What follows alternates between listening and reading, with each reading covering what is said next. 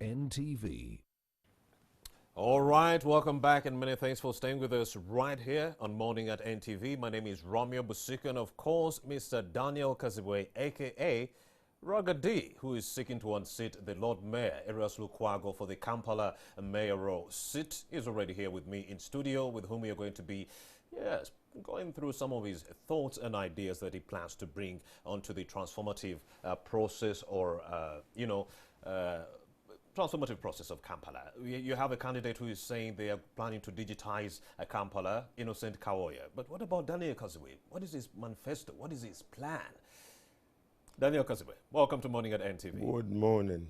Well, I had set up this interview for you and the Lord Mayor, but then at the last moment, when I mentioned to him that I'm having Daniel Kazibwe too in the studio, he snapped it. He said, I'm not willing to engage in a shouting match with Daniel Kazibwe. I cannot shout with anyone. I thought we had left that politics back in 2019. Now, it's COVID-19. We thought that maybe we are doing politics of ideas. Yes. But if we still have politicians who are snapping others because of the shouting matches, are we not back into the past? Well, for me, shouting is not my thing. First of all, good morning, Uganda. I do not think I can do anything called shouting politics.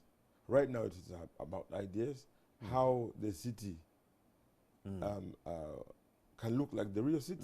So I had Mr. Edison Masereka. I think you were watching very keenly the conversation. You had Dimitri, all the issues they were talking about, how best we can resourceful finances to finance new cities. Definitely. If you were Kampala mayor, how best would you navigate that situation? It's simple. First of all, the first thing Kampala needs is mindset changing. So many people, just like how you've seen, we've had to have an engagement whereby we share ideas that can make Kampala a better place. If we first change the mindset, Kampala is going to be a better place. Secondly, I think you need to explain that very well. If we change the mindsets, how? And why are the mindsets the problem? When we politicize instead of service delivery, that's the mindset. When you said Ragga Dee is coming, and my brother had decided to pull out, the best thing I would think that would build Kampala is we first change what we're thinking. That is one. Two, we have to know the proper numeration of what we're looking at. You'd check the registration of taxis, buses, borders. People say they're about. When you start saying they're about 20,000 border riders, or they're about 50,000 taxi drivers, that means you don't know exactly what you're dealing with. If you're talking infrastructure, you have to know how many taxis, how many buses are moving in the city. If you're talking about parking, they're talking about infrastructure. You will not build anything if you don't know the number of people or the population that is into that thing. If we talk about slum upgrade, there's so many slums, what we call ghetto today. You need to know exactly how many people stay in that area. We have areas like Asokoso. We have areas like Kosovo. We have areas like Nabisalu. We have like areas like Kabao. People are so congested. Change their mindset, change the land policy in Kampala. Because so many people today, there are areas where you would think it's going to be commercial. It becomes residential. Areas like Kolulu, I'll give an example. That's where rich people used to stay a long time ago. Now, where rich people stay right now is where the clubs are. Where the clubs are is where the hospitals are. You see, there's the hospital behind Bubbles. Acacia, you get all the clubs there. Then you get all the offices there. That means you're clogging the city. So if we're talking about infrastructure, let us know how many people stay in a place, what kind of people stay in that place. If you're talking about infrastructure projects that are based on evidence, not just hearsay or guesswork. What is happening right now, if you talk about drainage and garbage collection, because people don't know how many people stay in a place, they do not plan for it better in a better way. If we knew how many people stay, let's say, in Nakawa, it will give us a very simple way of organizing. How many markets do they need? Now, if just supposing we had a big market in prisons. Prisons alone, the area has about five villages. If you have a market and all the people that work in prison and stay in prison, Luzira, buy from that good market, that means you're depopulating Kampala in a simple way. If you're planning infrastructure, like a proper road, a proper market with proper parking, look at a market like Chibuye. There's no parking for the market. People usually park at the Shell. Others park in the road because the guys who bring the merchandise don't have where to go. They can't enter into the market. So if we are planning, let us first numerate. Let's digitize everything. Let's know that we have 72 markets. KCCA is going to work on these few markets. But these markets, we know how many people, how many vendors are working in the markets.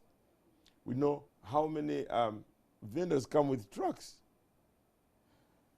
In Kampala, if we do not know the number of hawkers, we won't know the number of problems that have brought the number of these guests to accumulate. So how do you handle the issue of flooding within the city, the issue of political bickering at City Hall? How do you navigate I started all with those mindset. Mindset. Secondly, there's a very big gap between the technocrats and the politicians. I see. You've seen the wars whereby this Jennifer MCC and then says Jennifer MCC does not work with the Lord Mayor. After that, the Lord Mayor does not work with the minister. That's a big problem because the Lord Mayor prevails over these meetings. Now, you cannot have a meeting where you're bickering. The people that are going to be hurt are the people in the city. It's not you, because the people are the technocrats and the politicians, they get paid. But the problem is, if they have a war, you could look at what is happening right now in the markets. Nakasero market was bought by people. People put in, they made a pool of their money, 1.8 billion. If these people have decided to make their market a better place, give them a chance. But now, when the politics comes, the politicians come in, the technocrats take a different route, and who is hurt? The people in the market. Look at Owino. We've had wars in Owino over and over. But what happened? These problems came long time ago, during the Sebana's time, when Mr. Lukwago was an advisor, a legal advisor to Mr. Sebana. All the markets were sold. Now, after selling all the markets, now they need them to go back to the vendors, which is a problem because these vendors are now confused. Still we'll go back to mindset. If I have paid more than 5 billion for something, I need to be sure, to be safe, to know that my money has gone to the right people. The technocrats are working with the politicians. Then it will help the natives, the business community to work. Well, of course, how do you plan to check the influence of the executive? Because that has been the biggest challenge the Lord Mayor, Elias Lukwago, has been grappling with. Influence from the executive, who uses the Kampala minister to frustrate his efforts when it comes to coming up with activities that can alleviate the suffering of the people of Kampala. Let me tell you one thing. It is only said, not done. We need to practice what we preach. If you say today that the Lord Mayor is not doing anything with the influence of everything that you're saying, why is it that 2 weeks ago he installed the land board if he doesn't have powers over that? That is one. Why is it that from the time of Jennifer Musisi to the time of Madame Chisaka, to the time of Engineer Chitaka, he has not worked with them? Who was the problem? Now you cannot, I mean... He contends that they are sent by the executive to frustrate his efforts. Yes, but they don't frustrate what you sit down and talk with your council.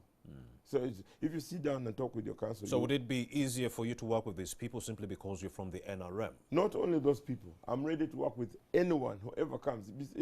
It's about service delivery. It's not about personal grudges. That's what we want to know. Why has it failed with Erias Lukwago? Why do we continue to see all this bickering left, right, and Maybe center? there's Is it just politics of opposition and government? Yeah, maybe there's a personal problem. But what I would say is, if your house is burning, why do you keep going to your house? I see. If there's a problem with Lukwago and the rest of the government, why is he advertising? Why is he contending? Not even just contending. Yes. If there is a problem with Lukwago, why is it that the voters always send him back to City Hall? That's the question we want to know. Is it that he's doing something right and the problem is on the other side? No, I don't think so. I don't think so. See, let's take it way back. In 2006, he was an MP for Kampala, and he was actually on the legal committee of the parliament. 2006 until 2020, when you don't know how to deal with these people, then you must have a big problem.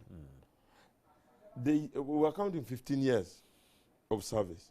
Now, if they said, oh, okay, one term was not very good, people gave him another chance.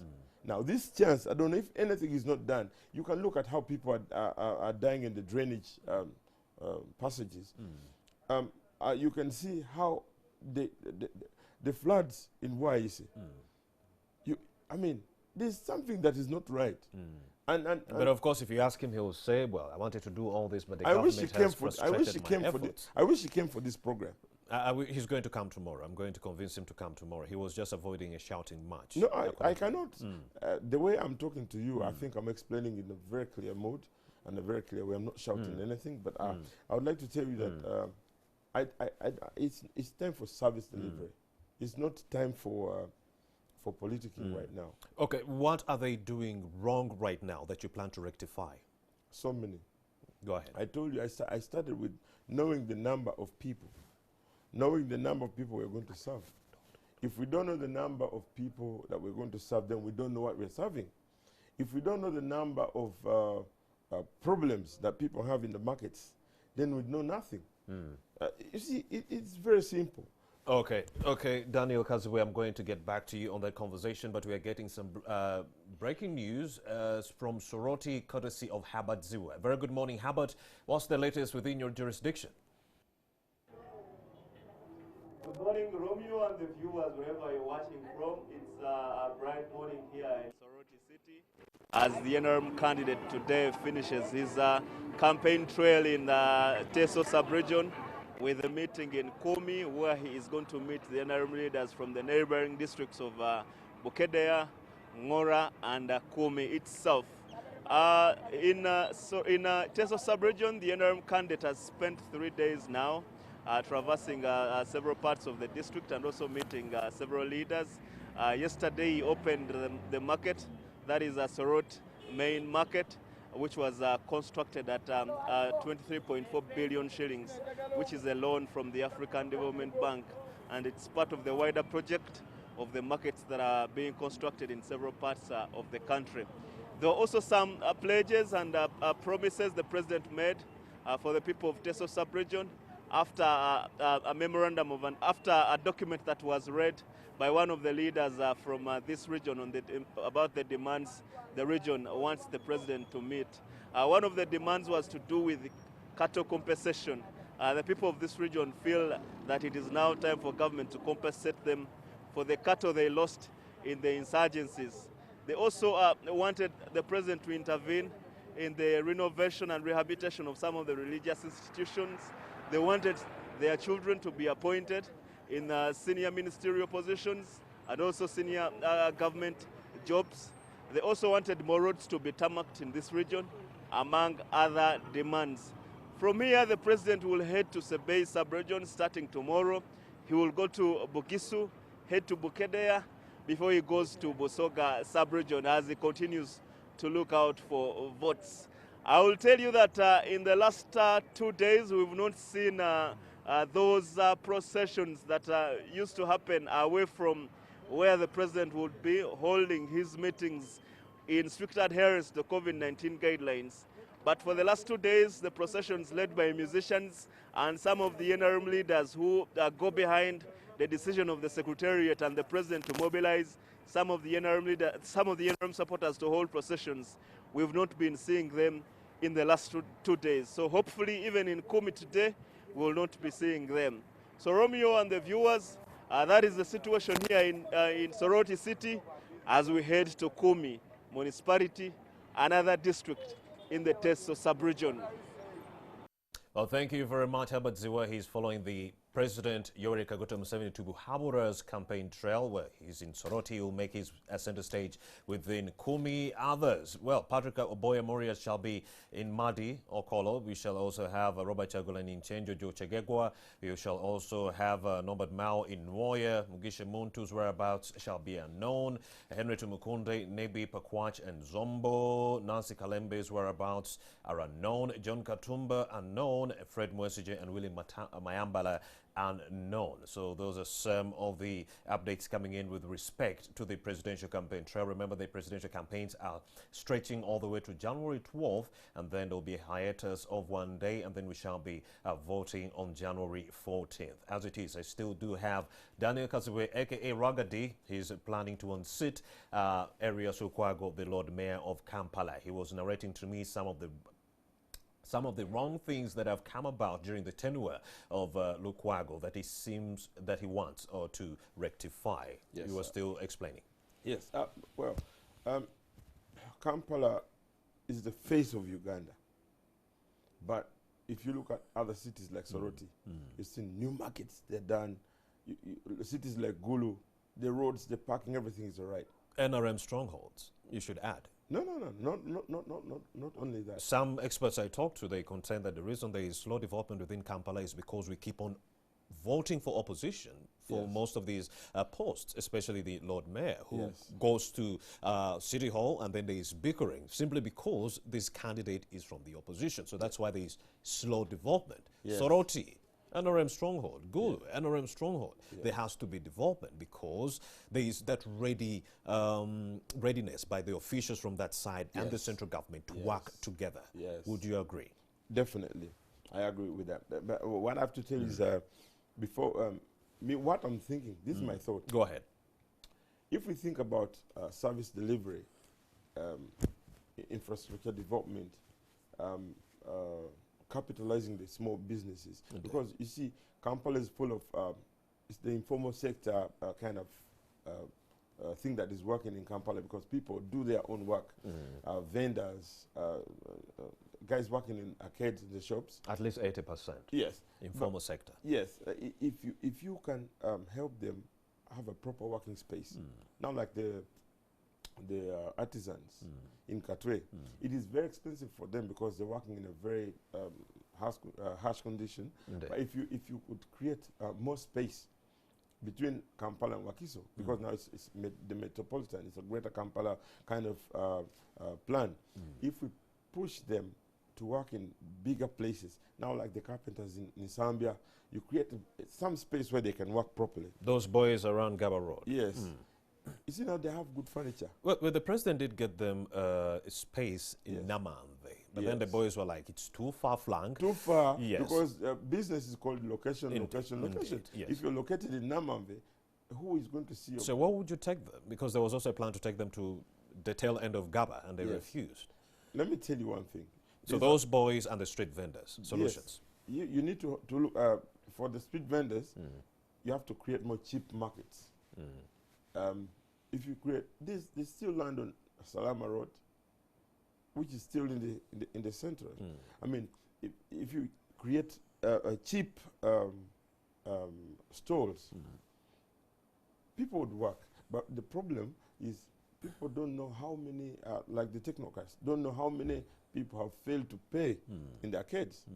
People have failed to understand why is it that the arcades are paid in dollars while they work in shillings. It entirely seems like we have no leadership, because the policies you have landlords who are setting their own terms and need to be paid in dollars. Like the city has no leadership. Yes, is that right? The problem is when you create a big gap between the technocrats and the politicians, then you have created another gap between the business community and the leaders. Because you see, if the business community sat down with the leaders in Kampala, the position of the tenant and the landlord would be eased. But now you saw right after the lockdown, people are having fights with the landlords, giving them the free 2 months, and others are saying, no, I cannot give you anything free. But we have to understand that for the cities that have grown, I've lived so much in London, the borough or the division leadership cares for the tenants. That is one. They also care for the landlord. The interest rates in the banks can be lowered. The land policy of Kampala has a problem. So many people have fake biapas. Now, if you take a fake title to the bank, you will not get facilitation. So now, these are some of the problems that, as a leader, I want to think about. If I know exactly what we can do for our people in all divisions, create small, cheap markets in Kawempe, in Machinje, in Ragga, so that you can ease the problem of rent for these people. That is one. Two, you've been talking about these Mokotano guys. They're trying to look for the infrastructure financing. You see, so many things. If we don't create markets, we are killing the farmers in the villages, because the farmers need a good market so that they bring their produce. Now, here in Kampala, if you don't have enough money for the market, your produce is going to you'll get problems before you sell your produce. So if we create the 5 divisions, cheap markets, the workers won't come to Kampala. They will stay. They will have workspaces. If we create cheap energy for the industrial guys, I've told you the artisans in Katwe, for them to work in harmony, they already have land bought for them by OWC actually near Munyunyo.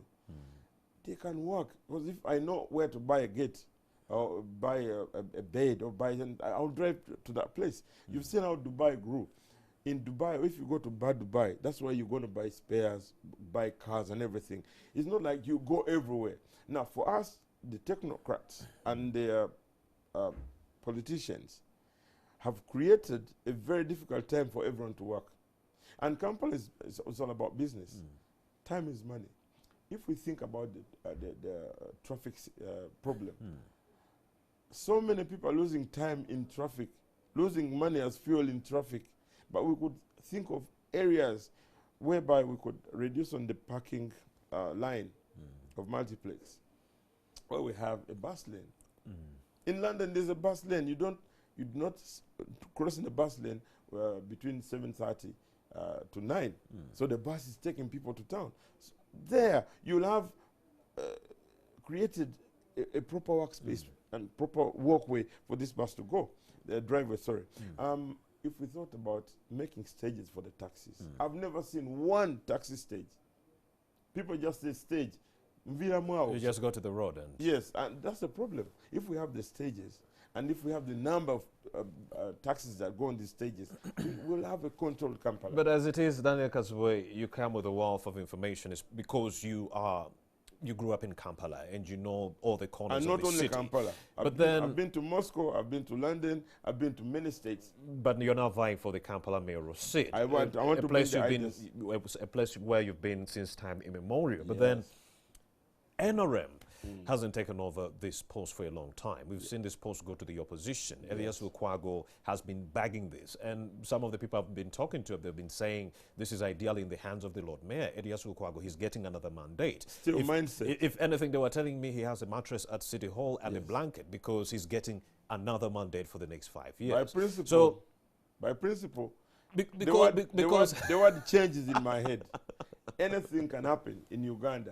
Anything can happen in the world. Let me tell you one thing. There is no person in this world who ever stands for one place for over years. So Museveni has been here for 34, 35 years. And he wants another 5 more years That's to make God's 39. plan. That's God's plan. But to the mindset of a person who knows, if he knew that he would not be in that place for a long time, he would say, no more elections. The problem, Dominic Kazwe, from the other side of the NRM, when we talk about longevity and President Museveni, there is protection for the president. But then when we talk about other leaders like Elias Lukwago, there is castigation. Like, why has he been in that position for a long time? There are many reasons why people are in places. It is God's plan that you become a leader. Now, if you have done good things for people, they will always elect you. Let me see. Let me just wait for the time. If he has done good things for the people, they're going to elect him this time. But as we talk about Kampala, right now people are not in good. I don't think people are doing good business right now. After lockdown, after this COVID-19 pandemic, everyone is like, I think the world has begun. I think we need to start working. I think we need to talk about drainage. We need to talk about good markets. We need to talk about parking. We need to talk about people working in harmony. Don't tell me that Ugandans do not know that there's a problem in the slums. Don't tell me that Ugandans don't know that there's poor water system in the slums. Don't tell me that in Kasokoso there's a house for 25,000 a month. Only 10% of the people in Kampala are connected to a sewage system. I was looking at these numbers, and that means 90% are using pit latrines. Are you getting my point?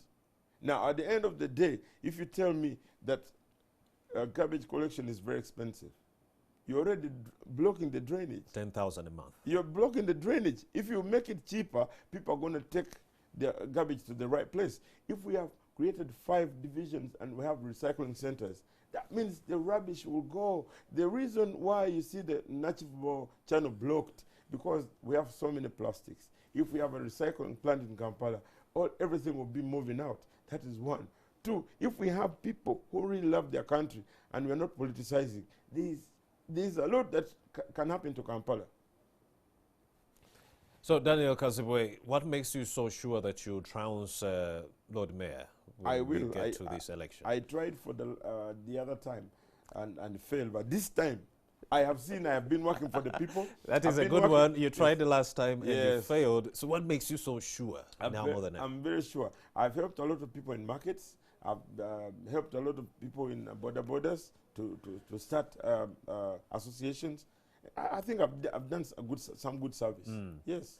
Daniel Kazibwe, we do wish you all the best in your quest to unseat the Lord Mayor Elias Lukwago, whom we expect to make center stage on Morning at NTV tomorrow. Elias Lukwago, I'm going to give you a call so that we set up something so that you can counter most of the accusations that have come from the other side of the NRM, courtesy of Daniel Kazibwe, who is seeking to take over your post. We wish you all the best. Thank you very much. All right. But let's now take you to Entebbe, where my reporter, Haman Ivan Walanyolo, is on standby talking to the electorate within that jurisdiction. What do they expect from the candidates who are in this race? Ivan, a very good morning. Take it away.